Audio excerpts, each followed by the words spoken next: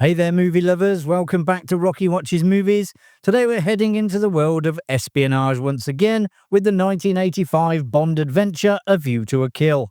Roger Moore's final outing as 007 gave us everything from a villain with a diabolical tech plan to a killer theme song, and let's not forget Grace Jones.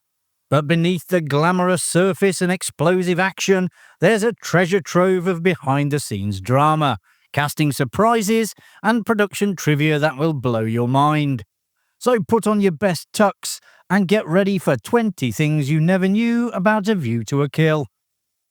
Roger Moore was 57 years old during filming, making him the oldest actor to portray James Bond. Albert Broccoli, the longtime producer of the franchise, felt it had been a mistake for Moore to continue in the role, and subsequently cast a much younger Timothy Dalton for the next Bond film.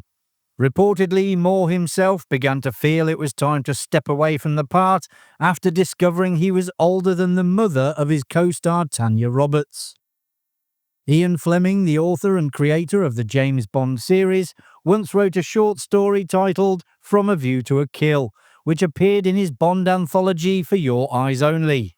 However, contrary to popular belief, the Roger Moore film was not adapted from this story. Instead, the film was based on an entirely original screenplay by Richard Maybaum and Michael G. Wilson.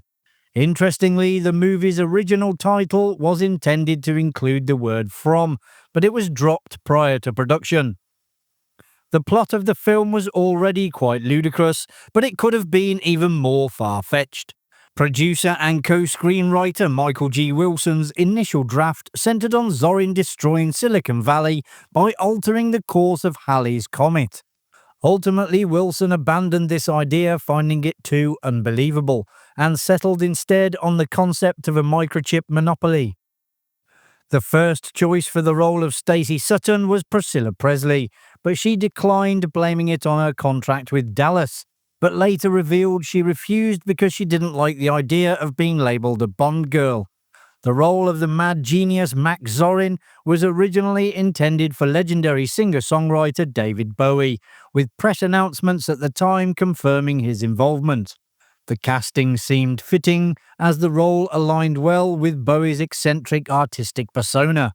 However, he eventually bowed out, reportedly saying he didn't want to spend 5 months watching his stunt double fall off cliffs. Sting was later approached for the role, but also declined. Ultimately, the part went to Christopher Walken, who would later take on the role of Max Schreck in Batman Returns, another part initially offered to Bowie. If there was one aspect of the film that received universal praise, it was Duran Duran's titular theme song. The track enjoyed considerable chart success and earned a Golden Globe nomination. The song topped the charts in the United States and reached number 2 in the UK. It remains the only Bond theme to claim the number 1 spot in the US. Ironically, the gig came about when the band's bassist, John Taylor, drunkenly asked producer Cubby Broccoli when someone decent would finally sing a Bond theme, unintentionally impressing him in the process. The film's composer, John Barry, later confirmed that working with Duran Duran was one of his favourite musical collaborations.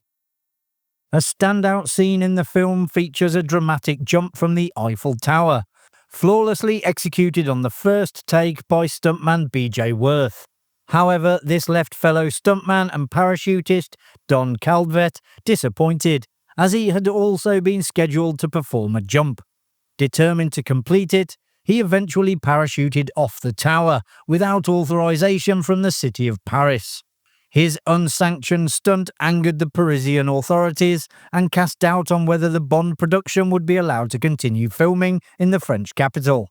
As a result of his actions, he was dismissed from the production, having jeopardized the entire shoot in Paris. Alongside gadgets and exotic locations, Bond films are renowned for showcasing luxurious high-end cars. In this film, the Rolls-Royce Silver Cloud 2 features prominently. The car used actually belonged to producer Albert Broccoli himself. In the scene where Zorin and Grace Jones's Mayday pushed the car into a lake, a stand-in model without an engine was used instead. Broccoli's Rolls-Royce is now on display at the London Museum. Roger Moore did not enjoy filming A View to a Kill, not only because of his age and the film's violence, but also due to his long-rumoured feud with Grace Jones. Moore was modest when it came to sharing details, yet a few stories surfaced. For example, Jones would play rock music loudly in her dressing room, which was next to Moore's, disturbing his afternoon naps to the extent that he reportedly once threw a chair against the wall. Grace Jones, however, revealed that Moore was one of her favourite co-stars. She believed that her habit of staying in character may have contributed to the tension, as Mayday was meant to despise 007. One thing they did agree on was that Moore's sense of humour helped them get through the shoot. Jones found it challenging to react convincingly when Mayday discovers James Bond in her bed, until Moore placed a pair of bloomers on his head, ensuring her surprised expression was truly genuine. Roger Moore was good friends with Patrick Macnee, who played Sir Godfrey. As Macnee had to play his chauffeur, Moore couldn't resist improvising lines to put him down as often as possible. A lot were left in the film, and knowing Moore had come up with these lines and why makes them even funnier when you watch the film. Before rising to mainstream fame as Ivan Drago in Rocky IV, the muscular Swede Dolph Lundgren had a minor role as a KGB agent. He appeared to have landed the part by chance, as he was dating singer and actress Grace Jones at the time. One day, while visiting Grace on set, an extra failed to show up. Director John Glenn asked Dolph if he'd like to appear on camera, and he readily agreed. When Bond enters M's office, he finds Q testing a new gadget, the Snooper robot. The Snooper wasn't introduced merely for a comedic moment at the film's end, it was originally intended for a far more significant sequence. 007 was meant to deploy the Snooper robot for a closer look at the villain's operations. However, when the robot was discovered and chased into a pipe by a guard dog, Bond would have been forced to abandon it. Q would then have scolded Bond for leaving a fellow agent behind in the field. Sadly, the scene was ultimately cut from the script. Bob Simmons also made his final appearance with A View to a Kill. He had been part of the franchise since Dr. No in 1962, working as both a stuntman and stunt coordinator, only missing on Her Majesty's Secret Service and The Man with the Golden Gun due to other commitments.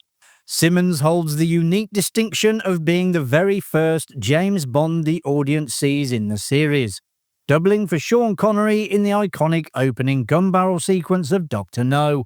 He sadly passed away in October 1987, just months after Timothy Dalton made his debut as James Bond. This film is not only Roger Moore's and Bob Simmons' swan song, but Lois Maxwell's as well. She played M's secretary, Miss Moneypenny, in the first 14 Eon Productions Bond films. The Mine finale was filmed at Pinewood Studios, but had to be scaled back and delayed after Ridley Scott's Legend caused a fire that destroyed the iconic 007 stage.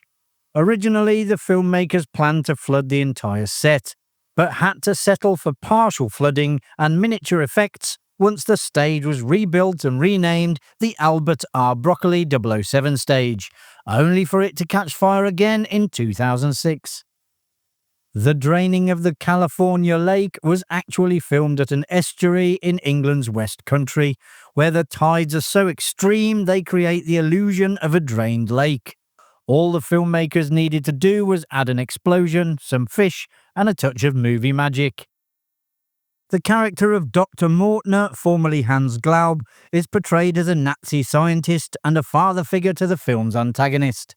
Although never mentioned directly, it is implied Glaub was a student of the real-life Joseph Mengele, the notorious Nazi doctor known for conducting unethical and barbaric experiments on Jewish prisoners at the Auschwitz concentration camp. Interestingly, in the German release, the character was reimagined as a Polish communist rather than a former Nazi scientist. Unfortunately for Tanya Roberts, her role in the film got her nominated for a Razzie Award for Worst Actress. This was not the first time she had been nominated either.